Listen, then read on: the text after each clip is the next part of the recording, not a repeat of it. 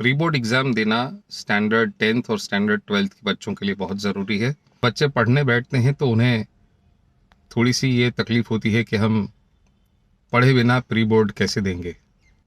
कई बच्चों को लगता है कि सर हमने तो तैयारी की नहीं है, अब हम प्री बोर्ड एग्ज़ाम कैसे देंगे?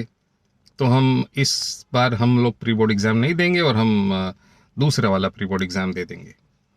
लेकिन आप सभी को ये बताना चाहता हूँ कि प्री बोर्ड एग्ज़ाम देने के 3 मुख्य फ़ायदे हैं और ये 3 मुख्य फ़ायदे जब तक आप प्री बोर्ड एग्ज़ाम नहीं लिखोगे तब तक आप इसका लाभ और इसका फ़ायदा नहीं ले पाओगे।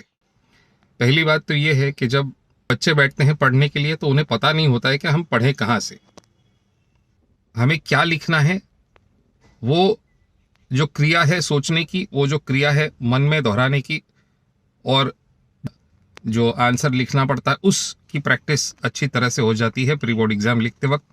अभी तक हमने 6-8 महीनों में जितनी भी मेहनत करी वो सब ग्रहण करने की करी, वो सब सीखने की करी, उसे समझने की करी।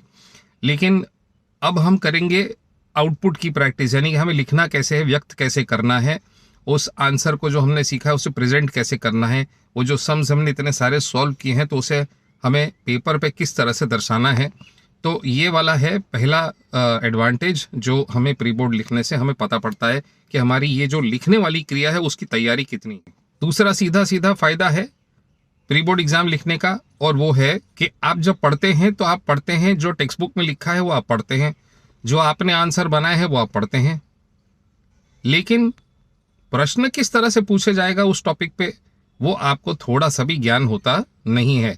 तो प्रश्न का जो स्टाइल है, यानी कि जो पेपर स्टाइल है, इसकी मार्किंग सिस्टम है या किस तरह से प्रश्न को ट्विस्ट किया जाता है, वो जो तैयारी है वो केवल प्री बोर्ड एग्जाम लिखने से ही अच्छी तरह से होती है।